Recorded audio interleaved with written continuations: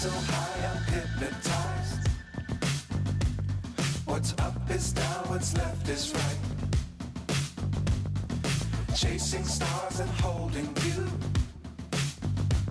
I can't see the end, but we'll see it through.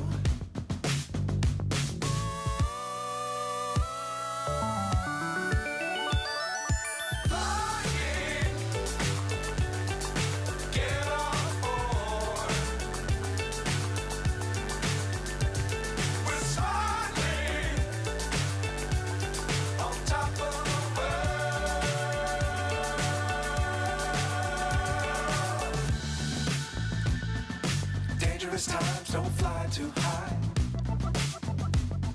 Be sure to keep the ground in sight. Fly forever if you keep it tight.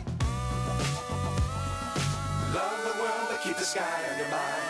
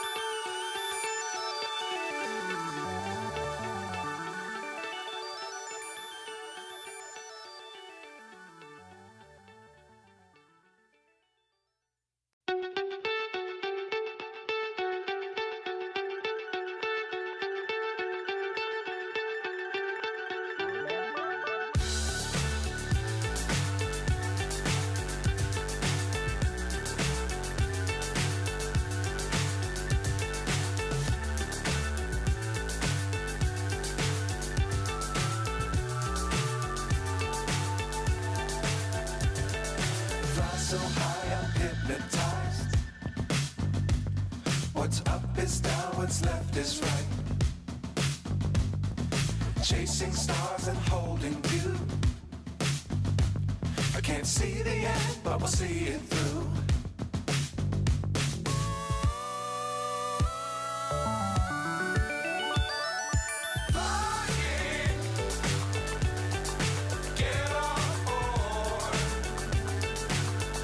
All right, we're good to go. All right, good evening, everyone. This will be our last town hall for the year. That's pretty crazy. Dave, how long have we been doing this for at this point? Well, we've been together for coming up on 6 years. Holy cow! And yeah, yeah, before my hair was gray. Yeah, I probably had like 3 more hairs when we started, but you know. Good evening, everybody. Welcome to the party, and obviously we've got some news for you tonight. With us, we've got Alex, Dave, Dan, and Rob, and obviously myself. We're going to go through a little bit of the news, some updates on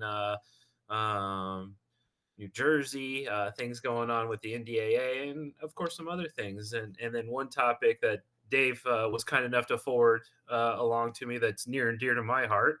And we'll touch base on that and wrap us up for the news, and then we'll kind of carry on from there. So let me make this live. Let's see. All right. So first up, we've got Homeland Security shares new details of mysterious drone flights over New Jersey. So if you've been living under a rock, maybe you haven't heard about all the drone sightings since I think late September, early November that have been going on over in New Jersey. And as of right now, nobody knows what to make of it. So the large mysterious drones reported flying over parts of New Jersey in recent weeks appear to avoid detection by traditional methods such as helicopter and radio, according to a state lawmaker briefed Wednesday by the Department of Homeland Security.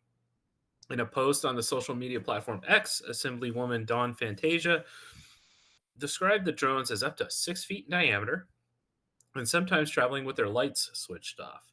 The Morris County Republican was among several state and local lawmakers who met with state police and Homeland Security officials to discuss the spate of sightings that ranged from the New York City area through New Jersey and westward into parts of Pennsylvania, including over Philadelphia.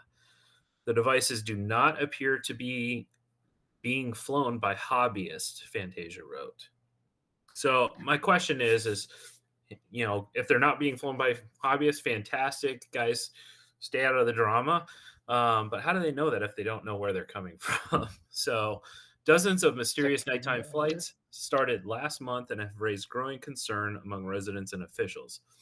Part of the worry stems from the flying objects initially being spotted over or near Picatinny Arsenal, a U.S. military research and manufacturing facility, and over President-elect Donald Trump's golf course in Bedminster.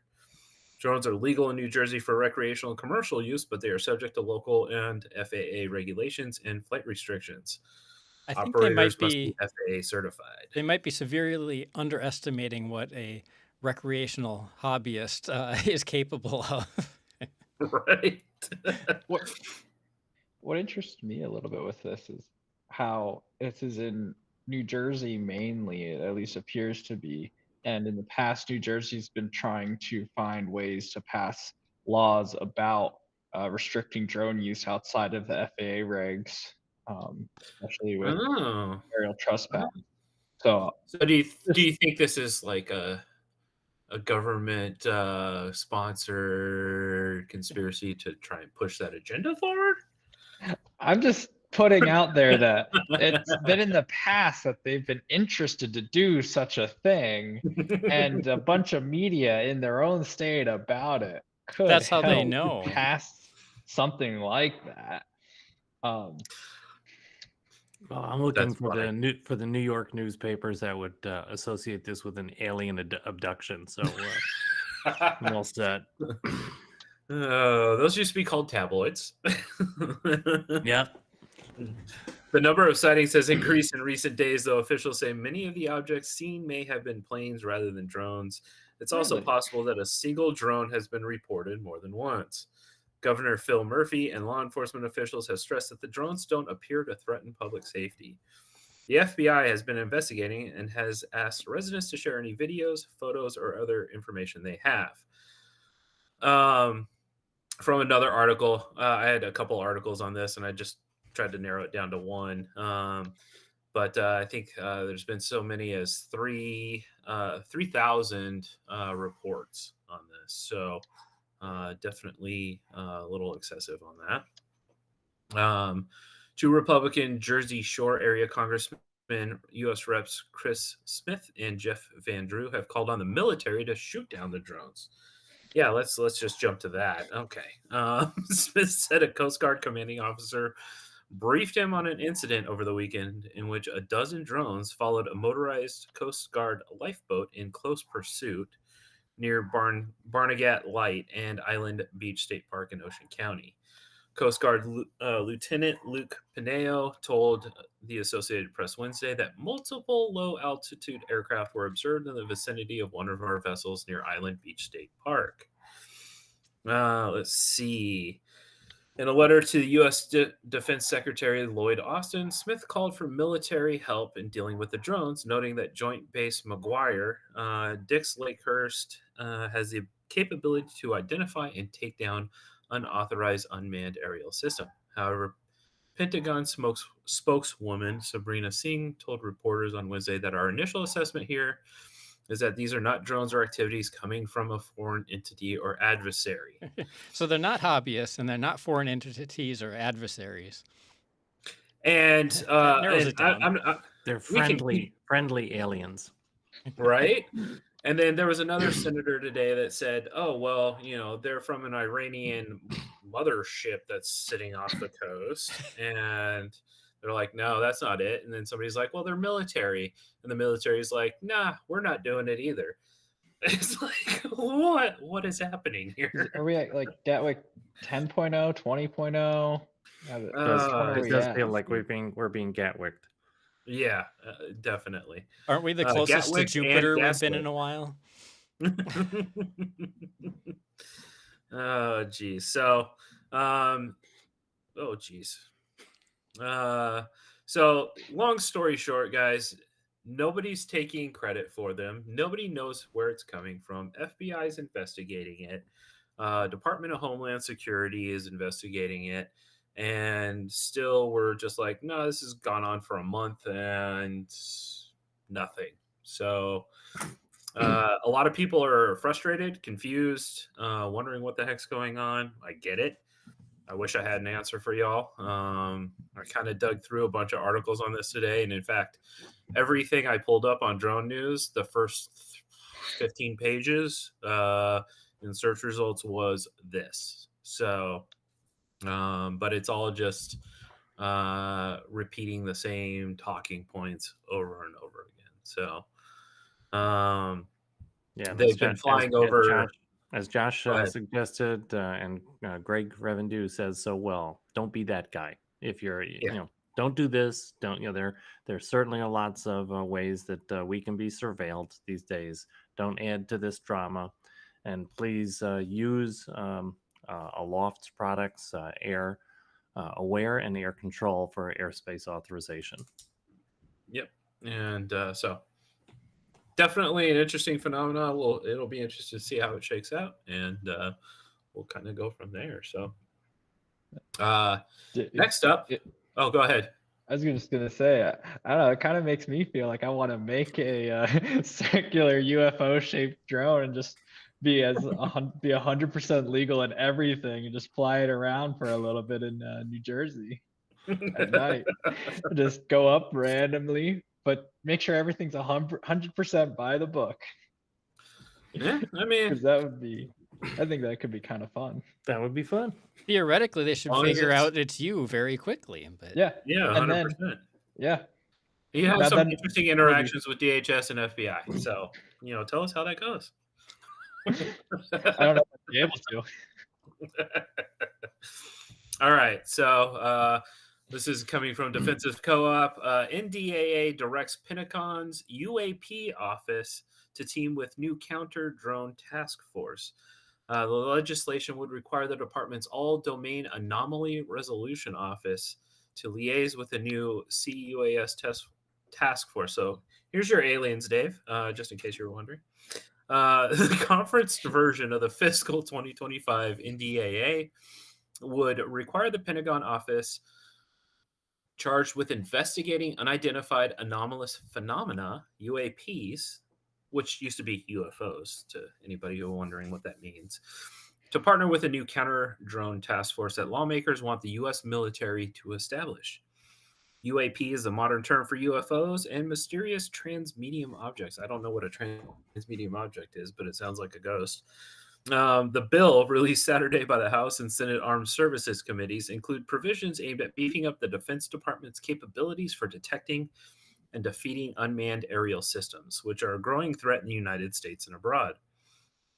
Just last month, U.S. and UK military personnel were actively monitoring installations around and airspace over Royal Air Force Lakenheath, Mildenhall, RAF Feltwell, and RAF Fairford for mysterious small drones that have been repeatedly spotted near those bases. Hey, so we're not the only ones. That's cool. Law enforcement agencies have also been responding to public reports about strange drone sightings in New Jersey.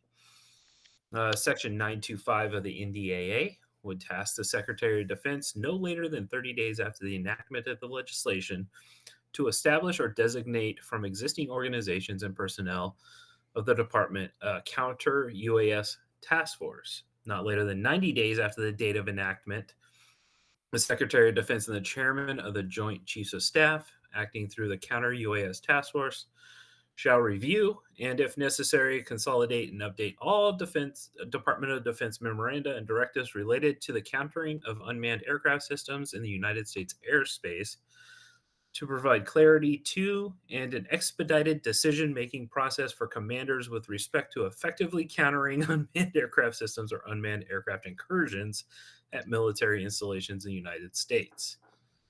Well, this sounds like a short putt for the Pentagon. About 2 months ago, they initiated a program. I think it was called Reflection, which is probably some long acronym, but it was explicitly for counter UAS. So it sounds like this task force is probably underway, and this having this included in the NDAA ensures that there's a congressional mandate and it'll be funded. So it sounds like the fix is in for this. Yeah, 100%. So we've got the UAP office directing counter UAS task force with military personnel. So is basically the gist of all of this. Um, so yeah, it's the counter UAS sector is definitely coming into its own right now, and I know for years we've talked about different counter UAS systems that people have created. There are too many to really name. There's tons of them, and everybody is probably fixing to cash in on that. So it'll be interesting to see what happens here. All right. Let's see. We also have the NDAA of 2025 drone provisions. So this is another provision included in there that could significantly impact the U.S. drone industry, particularly regarding Chinese manufactured unmanned aircraft systems. While some industry groups are celebrating the exclusion of the Countering CCP Drones Act, a careful analysis of Section 1709 reveals potentially far reaching implications for operators of DJI, Autel, and Anzu robotic drones. The legislation establishes a 1-year deadline for national security agencies to evaluate whether communications and video surveillance equipment from specific manufacturers pose an unacceptable risk to the national security of the United States.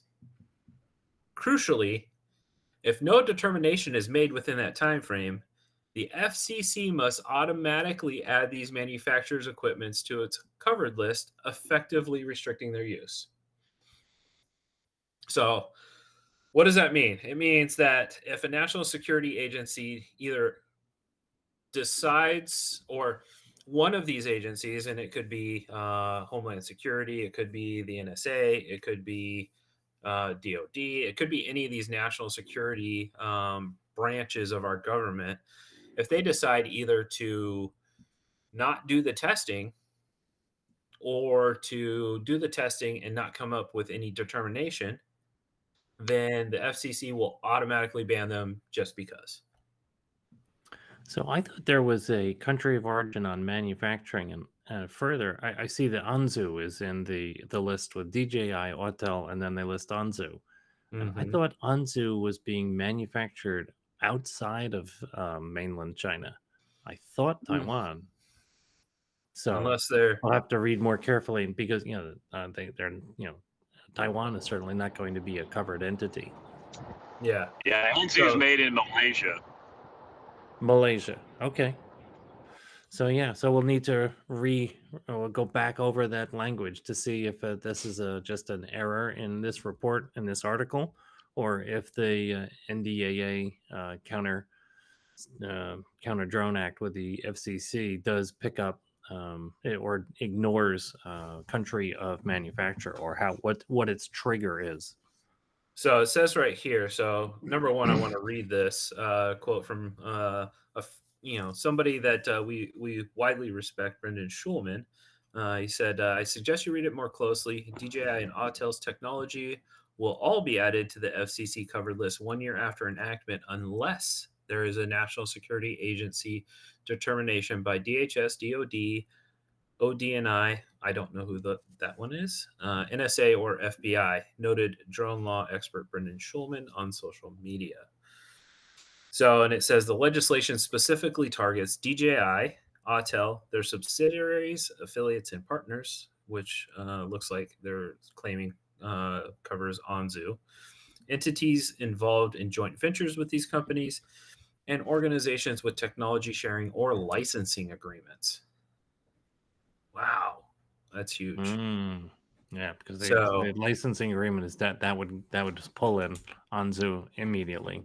All right, well, Mhm. a little bit of reading in the NDAA for us. It's So- probably only over 1,000 pages now. Yeah.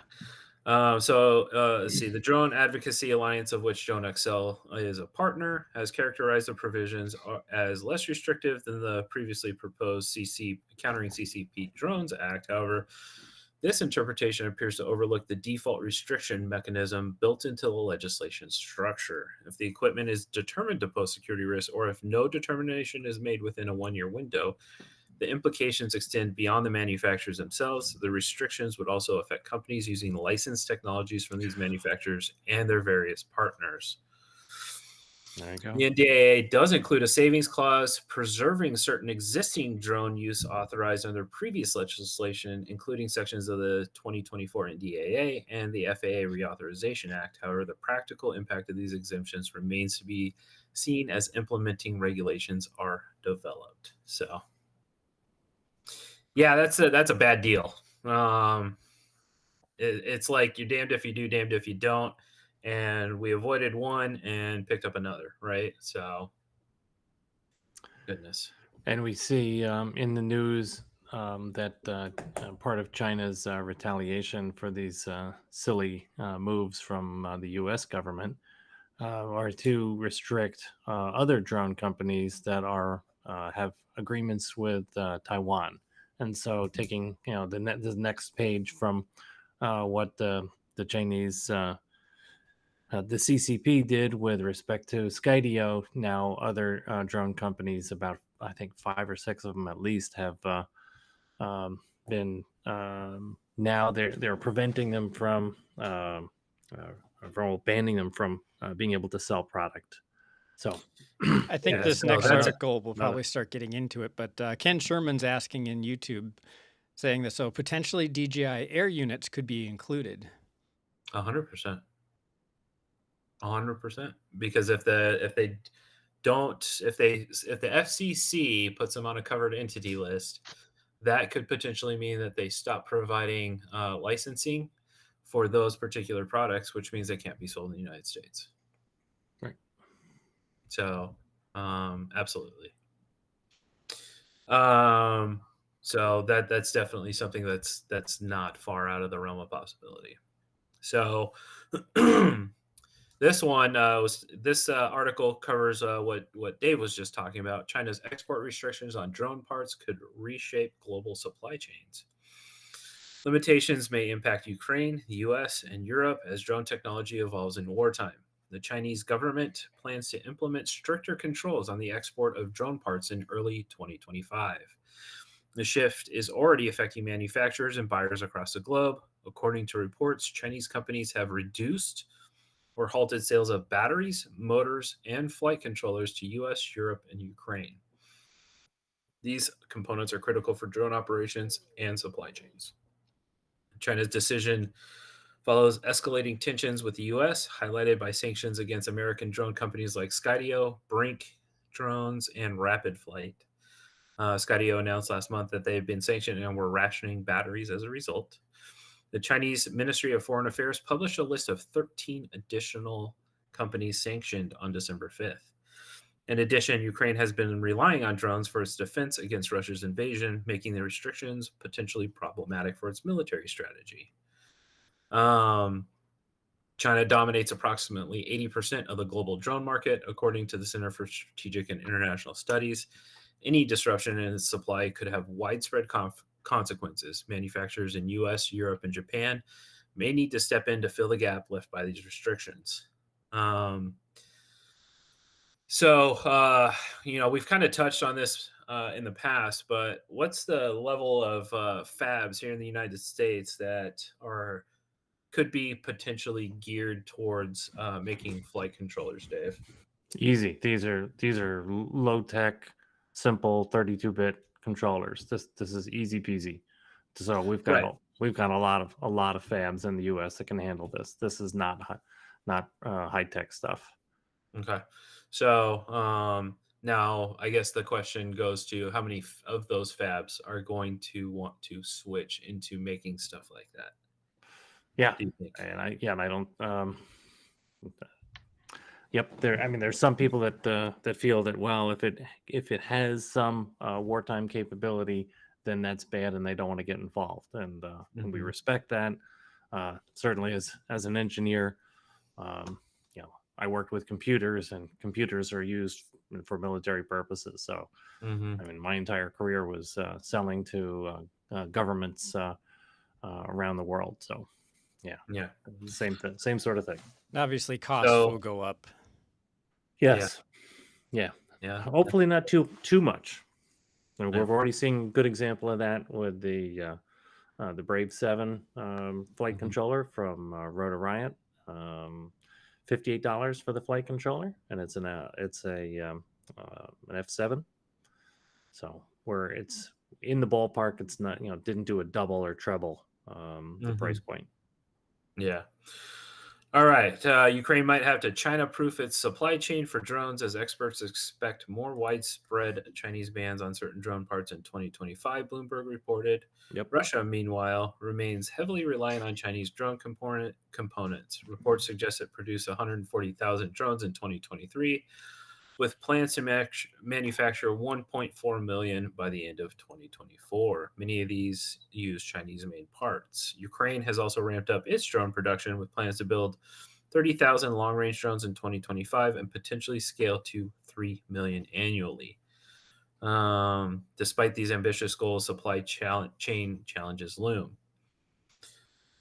So, yeah, it's going to be interesting. I'm gonna click this link on the 13 additional companies that were sanctioned. Let's see if it doesn't give me. Oh, okay, here we go. Let's see. Teledyne, Brink, Rapid Flight, Red 6, Shield AI, Synexus, Firestorm, Kratos. Oh, they're big. Yeah. Havoc, Neros, Cyberlux, Domo Tactical Communications, and Group W. So, and then there's executives at Raytheon, BAE, Alliant, Datalink, and Brink. Boy, they're just goodness. So, yeah, expect some level of supply chain disruptions here coming in the next year, I guess, and hopefully we've got some U.S. manufacturing to help offset that, and hopefully some of our partners as well in other countries. So it'll be interesting to see for sure. All right. Last but definitely not least, so NASA performs the first aircraft accident investigation on another world. Yeah, I saw that today. I So, was wondering if you'd bring it up. well, Dave sent it to me, and I didn't see it, but everybody knows how my feels for ingenuity, and so um, the review takes a close look at the final flight of the agency's Ingenuity Mars helicopter, which was the first aircraft to fly on another world. Engineers from NASA's JPL in Southern California and AeroVironment are completing a detailed assessment of the Ingenuity Mars helicopter final flight on January 18th, 2024, which will be published in the next few weeks as a NASA technical report. Designed as a technology demonstration to perform up to 5 experimental test flights over 30 days, Ingenuity was the first aircraft on another world. It operated for almost 3 years, performed 72 flights, and flew more than 30 times farther than planned while accumulating over 2 hours of flight time. The investigation concludes that the inability of Ingenuity's navigation system to provide accurate data during the flight likely caused a chain of events that ended the mission. The report's findings are expected to benefit future Mars helicopters as well as other aircraft destined to operate on other worlds. Flight 72 was planned as a brief vertical hop to assess Ingenuity's flight systems and photograph the area. Data from the flight shows Ingenuity climbing to 40 feet, hovering and capturing images. It initiated its descent at 19 seconds, and by 32 seconds, the helicopter was back on the surface and had halted communications. The following day, the mission reestablished communications, and images that came down 6 days after the flight revealed Ingenuity had sustained severe damage to its rotor blades. When running an accident investigation from 100 million miles away, you don't have any black boxes or eyewitnesses, said Ingenuity's first pilot, Havard Grip of JPL. While multiple scenarios are viable with the available data, we have one we believe is most likely. Lack of surface texture gave the navigation system too little information to work with. The helicopter's vision navigation system was designed to track visual features on the surface using a downward looking camera over well textured but flat terrain. This limited tracking capability was more than sufficient for carrying out Ingenuity's first 5 flights, but by Flight 72, the helicopter was in a region of Jezero crater filled with steep, relatively featureless sand ripples. One of the navigation system's main requirements was to provide velocity estimates that would enable the helicopter to land within a small envelope of vertical and horizontal velocities. Data sent down during Flight 72 shows that around 20 seconds after takeoff, the navigation system couldn't find enough surface features to track. Photographs taken after the flight indicate the navigation errors created high horizontal velocities at touchdown. In the most likely scenario, the hard impact on the sand ripples slope caused Ingenuity to pitch and roll. A rapid attitude change resulted in loads on the fast-rotating rotor blades beyond their design limits, snapping all 4 of them off at their weakest point, about a third of the way from the tip. The damaged blades caused excessive vibration in the rotor system, ripping the remainder of one blade from its root and generating an excessive power demand that resulted in loss of communications. I feel like we've all done that at some point. So at least it went down. It went down fighting. Since this is NASA, did they fill out an ASRS report on this? Sounds like they did. I was wondering if there was going to be a dispute with NTSB over turf that NASA did the accident report. That's hilarious. Although Flight 72 permanently grounded Ingenuity, the helicopter still beams weather and avionics test data to the Perseverance rover about once a week. The weather information could benefit future explorers of the Red Planet. The avionics data is already proving useful to engineers working on future designs of aircraft and other vehicles for the Red Planet. It still lives. It's a fact. Yeah, it's amazing. Just, I mean, to me, all of the work of the folks out at JPL should just be applauded. This is an amazing engineering achievement to have flown. It lived 3 years. Unbelievable. Yeah, we're gonna fly 5 times, and it does 72 flights. Amazing. That's amazing. The other thing that's interesting is the navigation system. So it's using what sounds like an optical comparator, and that was it. And so, even older systems like FMS used horizon and light, and a multitude of ways to establish the horizon. So I'm sure that they're looking at, all right, with the lightest weight possible, how can they have a multitude of navigational systems on the next aircraft? A really fascinating set of engineering problems. Great stuff. Yeah. So. But that's all I've got for the news tonight. I feel like that's a pretty good roundup. Did I miss anything, gents? Not to my knowledge. All right, Dave, what do you got for us, sir? Not much. Just a thank you and a reminder that we're coming up on our sixth year anniversary at FPV Freedom Coalition with this crew, and I'm really grateful to them. And to folks who support us. And it's our objective for 2025 is to continue in the governmental affairs realm. We anticipate jumping right in with the Beyond Visual Line of Sight Notice for Public Rulemaking, which is imminent. We'll see what happens there. We're hoping that imminent is in January 2025, if not this month. But just a thanks to this team and a thanks to our members. I think we continue to have a good reputation. We're sought out to help in areas, and we're able to continue to do that thanks to the support of our members, and we're grateful for that. And wish everyone safe and happy holidays. Awesome. Dan, you got anything for us this evening? Nope, sorry, got nothing for you. Okay. Alex, what do you got for us? Don't have much, but found out earlier this week that I was accepted to University of Alaska Fairbanks, so I'll be able to do some drone research up there. Hopefully Nice. starting in the spring. That's gonna be awesome. Danny's gonna perfect your cold weather gear.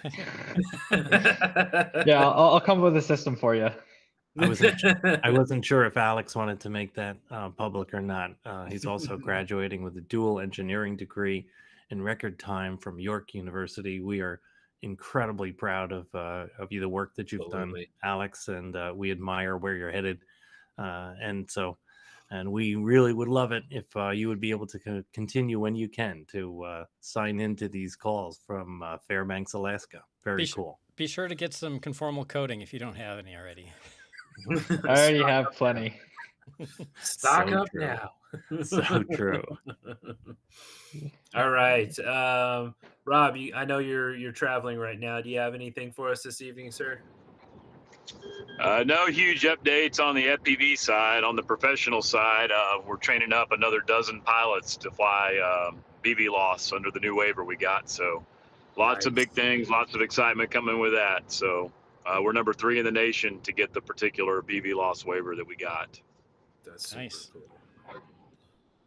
Awesome. All right, guys. Well, short meeting this week. We're coming up on the holidays. If you look at your calendar, the scheduled time for the next meeting will be Christmas, and we will not be doing a meeting. We want you to take that time, spend it with your family. Hopefully, you get lots of cool drone gear and model airplane gear and FPV gear and all the things to continue pursuing your hobby and your passion. And hopefully no surprises from the FAA. That's right. Yeah. And if there is, obviously, we will shout that out on our Discord, on our Facebook, and we'll let people know what's going on. But beyond that, guys, have a Merry Christmas, and we will see you all in the new year. And spend that time with your families, enjoy that, and treasure that. And with that, I will give you back the rest of your evening, folks. Thank you for everything all of you have done for the FPVFC over the last 6 years. And we will continue to do the same for the community. So, with that, I'll say good night, and I'll see you all on the other side of the year. Thank you.